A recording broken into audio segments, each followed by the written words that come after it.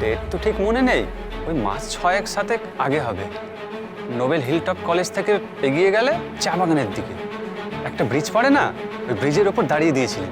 ও আচ্ছা, ওখানে দাঁড়িয়ে দিয়েছিলাম। তারপর কি হয়েছিল? আপনি একটা কাজ করুন, পর পর বলুন সেদিন কি কি হয়েছিল। আপনাকে টাকা দেওয়ার পর থেকে আমাদের বিয়ের ছবি তোলা পর্যন্ত যা যা হয়েছে পুরোটা বলুন পর পর। আপনার ডিজিটাল ক্যামেরা তাই না? তাহলে তো টাইম আর ডেট পরে জেনে নেওয়া যাবে, তাই তো? শোনো কম্পাস, এটা কিন্তু কোর্ট রুম নয় যে তুমি সওয়াল জবাব করবে। ওর পেট থেকে নিজের ইচ্ছে মতো কথা বার করে ঘটনার মুখটা অন্যদিকে ঘুরিয়ে দেবে। শোনো, এখানে না কোনো বিচার সভা বসানো হয়নি না কম্পাস। তোমার কথার জালে আমরা আর চড়াবো না।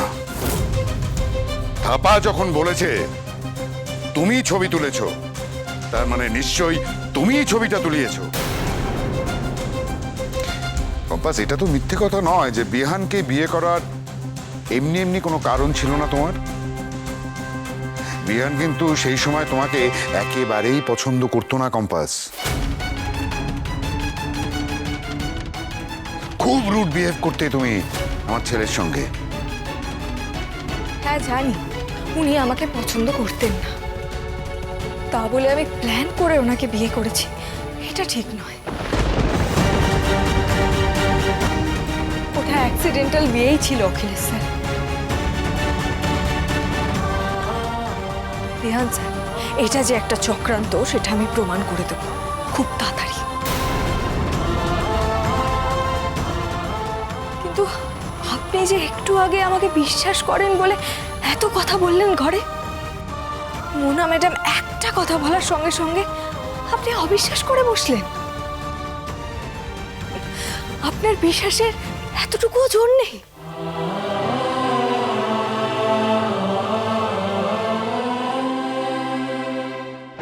এই শোনো, তুমি না আর বেশি বকো না। হ্যাঁ, চোখের সামনে তো জলজান্ত প্রমাণ দেখতে পাচ্ছি যে কিভাবে তুমি ছোট ভাইয়ের জীবনটা নষ্ট করে দিলে। ওনার মতো এত ভালো একটা মেয়ে যাকে ছোট ভাই ভালোবাসতো, তাকে তুমি ইচ্ছে করে প্ল্যান করে বিয়ে করতে দিলে না। জেম্মা, মোনাদি যা যা করেছে সেই সবটা ছোটদা ভাইকে ভালোবেসে করেছে।